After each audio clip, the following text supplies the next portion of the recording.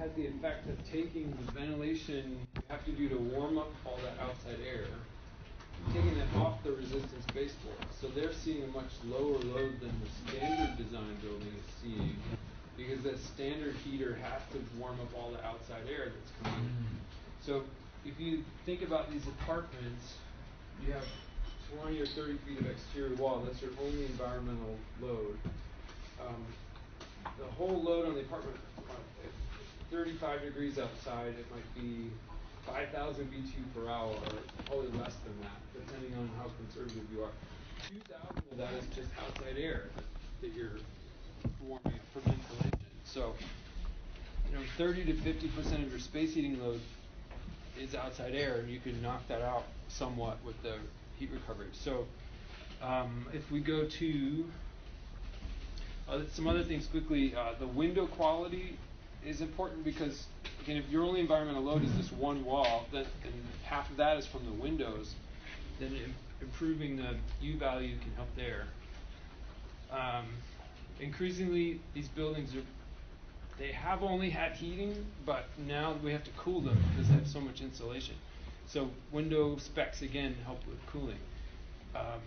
So ventilation systems. To do heat recovery on a building like this, you have two ways. You either do individual heat recovery ventilators in every apartment that are pretty much ducted horizontally through the facade. And that's what's illustrated on slide 7.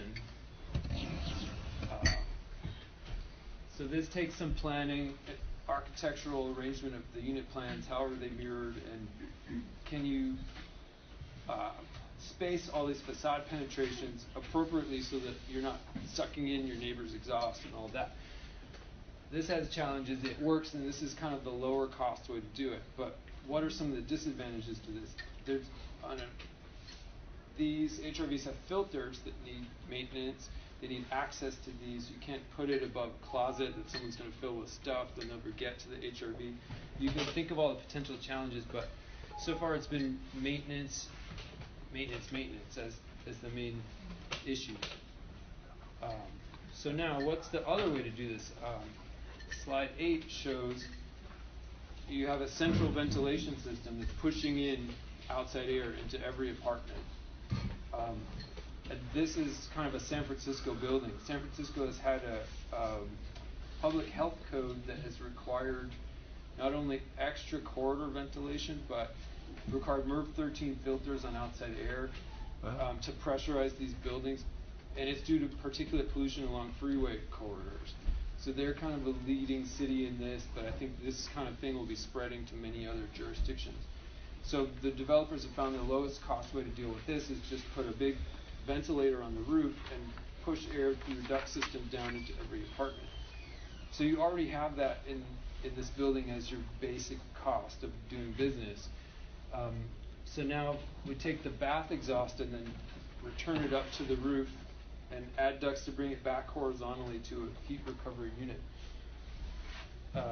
This is one way to go about it.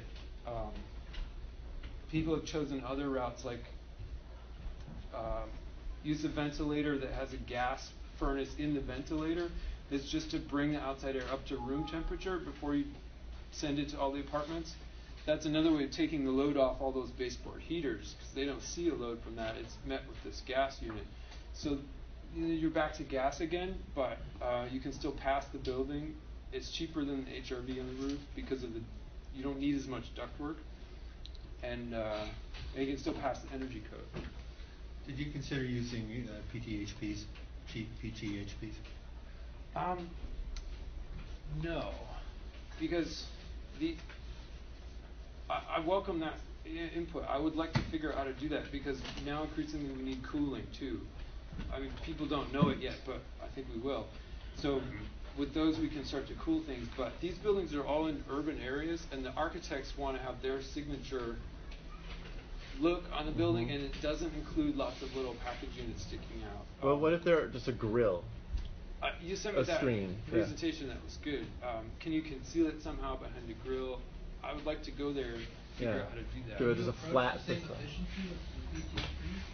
No, you get like a minimum of 7.8 HSPF, and the best I've found of a PTHP is a 9. and they're usually like 8.2. And they're cheap. The low end ones are cheap too. But they're cheap. So it's $600 to buy, maybe $800 for a slightly better one, $1,400 for the very best one I could find out there, and even though you have no heating and cooling loads, so it can do that for you. That would be good. And it's still significantly better than resistance in terms of. We'll use 1/3 the electricity of I resistance. mean, they might have a coefficient of performance of 2. So. Well, that's good, but it's not so much the power consumption over the year of the resistance. It's our trouble is like the peak amperage of that whole Okay, thing. so there are ductless mini splits as well as PTHPs that have no electric resistance elements. So you have to get into the question, you can do a ductless mini split that will definitely deliver you the heating and cooling, or you can do a PTHP that doesn't have a double compressor and it's just not going to deliver heat. Which isn't I think what you're really looking for. Well, in this area of the state too, our design temperature is only like 32 degrees. It doesn't get very cold in this region. So well, thinking about the plug loads model, based on the things that past presentation, and in the winter time, we're mostly heating with internal gains. I mean, again, that peak load, I bet, could be largely taken care of by its own internal metabolism of the unit. You've got one exterior wall. That's like 1,000 BTUs an hour, in terms of actual load, right? this brings up a point is that we're doing this conservative load calculation and it says 5,000 and then the engineer takes that and then he adds his little buffer and then by the time we get to installed capacity it might be 4 times what we ever use. So I'd like to make sure everyone on the design team is comfortable but rein that in somehow to what we actually need to install because we could save a lot of electrical panel space. But what's the process? How do we go about getting a good, confident load calc that we're not going to keep people underheated? I don't know if you were here yesterday and I mentioned it, but we just ran into this problem where we put PTHPs into a house and then it came back with 236 amps, which is going to cost $40,000 to deliver an electrical line to get past 200 amps delivered to the house. And so we have to put in mini splits as opposed to PTHPs because to keep our amperage down. But you're already higher draw in your current design than it would be with the PTHP. Except as the resistance kicks in. Well, but if you have one that doesn't have resistance in it, then it's going to be lower than the resistance. On one of these projects, we started out with a split heat pump design for every unit. Yeah. And then to save money, they wanted to get rid of that. They actually ended up downsizing the electrical service because all of those had strip heat in them. Yeah, right. So I don't understand that part of the engineering of what determines the electrical service, but I know that's our barrier at the moment.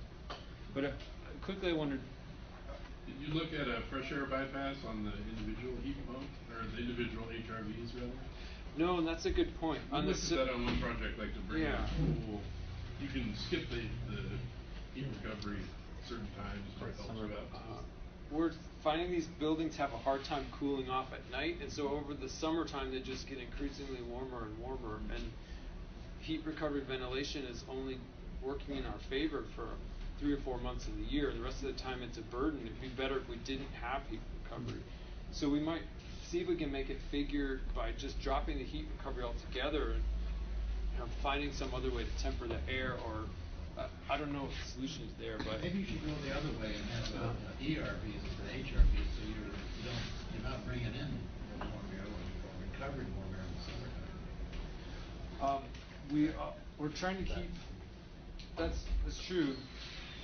We also have a real need to dehumidify these places by bringing in outside air, because this is also our bath fan system. Yeah. If we're recovering humidity, I don't think we have the same drawing potential. Well, I'll ask you afterward, but let's see, 3 more things here. How do we then take the next step and electrify the central water heating? As you've seen from these other real data earlier today, it's a big deal when you have all these people showering at the same time. So do you either have enough heating power to meet that load instantaneously, or you have a lot of storage. And in a building like this, there's also no space for storage. Even the rooftop is occupied. Someone's already claimed it. So that's an issue. So slide number 9 shows this is the most promising thing that I know about to generate that much hot water electrically, and it's a big air-to-water heat pump. This is like your single-family air-to-water heat pump, water heater you put in the garage, but this one will do 90 tons of heating capacity. But this is kind of a unique item that the engineers who do these buildings have never worked with this, and so you have a risk premium to the pricing for the whole thing. And having put 3 of these in the last 2 years, the risk is super high for failure. All 3 of them have had significant problems, of AirMax specifically. And so one of the things we've learned is that Colmac, this is a multi-pass, so it sends water through and heats up 2 or 3 times to get it to the spot. And Colmac does a single pass of bringing it through. I don't know why that's so important, but Sean Oram up at Ecotope says this is one of the benefits. But it's this refrigerant. What we keep on running into is that if we bring warm water back, then the refrigerant is working, or the compressors are working extra hard to push heat into, if you're going from 110 to 125, that's the hardest 15 degrees to put in. And so they're over-pressurizing, they're failing, the whole thing's shutting down. And we're having bam, shut down, every effing day shutting down. Terrible situation, which is mostly around not having the ability to dump the heat. They're like mismatched heat exchangers. We can never seem to get a big enough heat exchanger to get rid of the heat so it doesn't come back hot.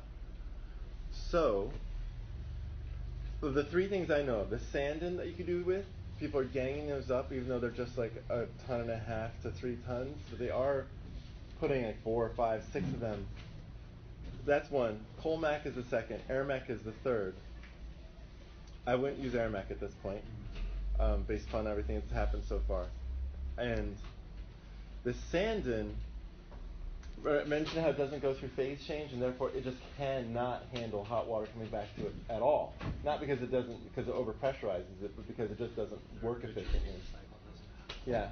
So there's a strategy apparently of splitting the recirculating system up. So Sean Oram is someone you should call up at Ecotope to explain this concept that you have multiple loads. You have a heating load. Water comes in cold and you have to heat it. Well, and then you have a recirculation load where it loses so much heat as it goes around. Just as a general point, let's summarize that in a building like this, you use this much gas for domestic hot water. 30% of that is just temperature maintenance on the recirc system and your distribution losses. So if we could address that 30%, then we're taking that off the load that these water heaters have to see, and as a big savings. And I'm wondering also, so the 2019 codes will let us do drain water heat recovery and take credit for it now. So can we put, with all these showers going, surely that's got to be a good system. I think there are case studies from Canada where people have already done this. Can we take another 10, 20% off of our heating using drain water heat recovery?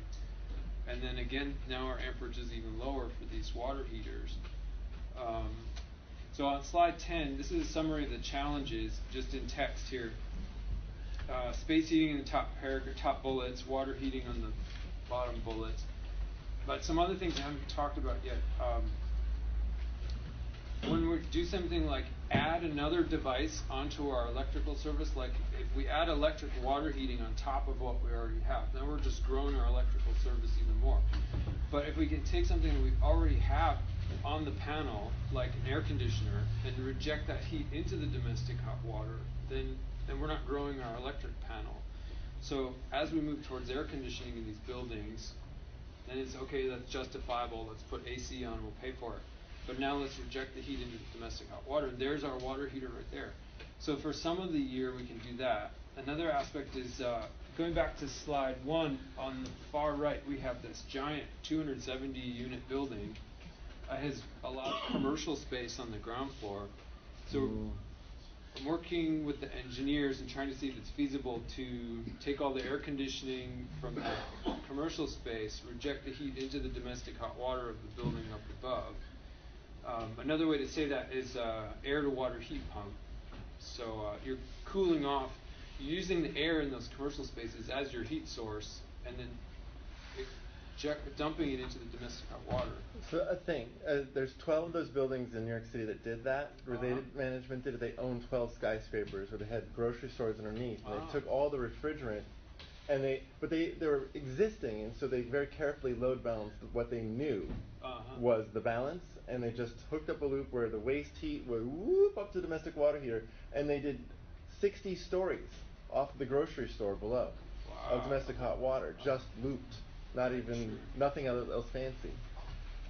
So yes, you could. That's a good idea if you have a grocery store. If you have a grocery store. I know, but I'm saying let's look at commercial space. Control what the commercial I think this, if we're going to do this, it might start at this giant building and then work its way back down, because the 270 unit building they want to do cooling, but they are going to have 270 little split heat pumps. So they're going to a VRF system, which means a big bank of compressors that's serving 270 little bank. Little refrigerant lines. But once you have a big bank of compressors instead of lots of little ones, then you can just have another load on them, which is domestic water heating. And then that's the type of system that does refrigerant to refrigerant heat recovery. Mm-hmm. So, cooling, it's providing cooling down here, and it heats the water, and then it's all happy. So if there's any scale we can make that happen, it's going to be this biggest, most expensive building, and then hopefully we can take those solutions down in scale. Yeah. The VRF's where to start, because then you can integrate with your HRV, you can do the branch controller, do your domestic, and simultaneously heat the commercial space while you're cooling the upper units that have good high solar load. Sure. And that all could be integrated under one proprietary VRF system like taking Mitsubishi, but it doesn't play with anybody else. So at a certain point, doing the same thing hydronically becomes attractive if you can get AirVent to work. AirVent to work. Oh, that thing doesn't work. There's been a lot of problems, and they weren't able to give us the technical support to solve them. So having to fly someone down from Seattle to make the water heater go is just not a good solution. Well, so I'll wrap up. So in summary, I guess slide 5 shows our carbon situation as well as we can estimate it. So by electrifying the space heating and the water heating, hypothetically, we can get to 60% of where we were with the 2016 Title 24 building. But then you see that more than half of what's remaining is lighting and receptacles. And that's really a big load that I haven't talked about at all, is lighting and receptacles. So that's LED lighting? Let's say in the next 10 years we do a good job and we have electric heat, electric hot water, it works really well, it's all low carbon, it's low cost. Then we're still stuck with lighting and receptacles. Well, it's prescriptive on high-rise residential, so you don't get any credit for better lighting in residential. Well, the code already requires LED lighting. Right. So so what can you do? Yeah. So even if you improve it, you get no credit in compliance credit. Can you improve LED lighting? I guess. Yeah. Well, you get higher efficacy than LED lighting. Well, and that's not a small thing. Like right now, the bulbs that are being delivered 2 years ago were at 70 lumens per watt. Now they're closer to 85 to 100 that you get in the store. The 130s are for sale, and the 280 lumens per watt was already proved out a few years ago by Cree. So lighting can go down by about 3/4 in LEDs. Still, yeah, okay. But you don't get credit in compliance. If you need compliance credit, it doesn't help you on any residential. But it helps it's you. heat. But I mean, it helps you in your actual energy use, but it doesn't include your compliance if you need. But that's a good point. It'll coming back to the panel sizing. That will help. That would bring it down. No, that would help with panel sizing. The actual. Okay. Which reduces your cooling requirement. Even with LED, you still have heat load if you reduce those plug loads. Right, but we're relying on all that to heat the apartments. Right. I mean, if you're making that up with heat pump, that's a good thing. But you want to make it up with a resistance heat because that's what the LEDs and the plug loads are doing. That's a good point. Yeah. Very So complicated. I want because we do need to wrap. I want to make room for others to talk.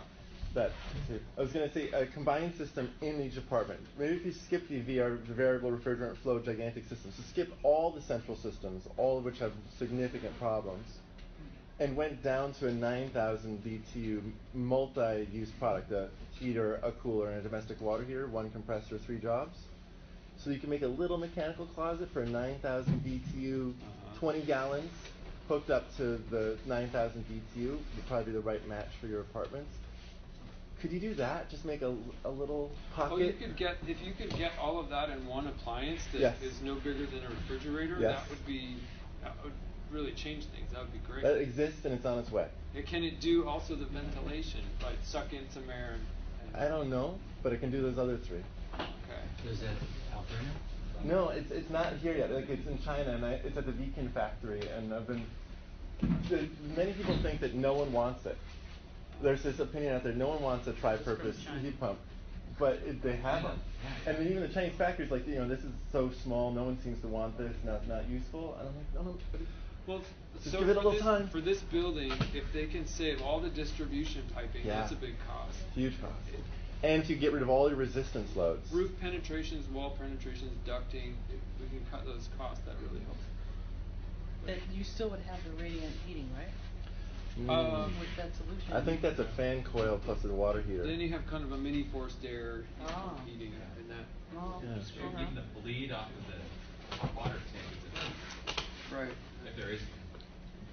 Well, thank you, everyone. It's been a privilege to be part of this community and present and get your feedback. So, thank you. Yay!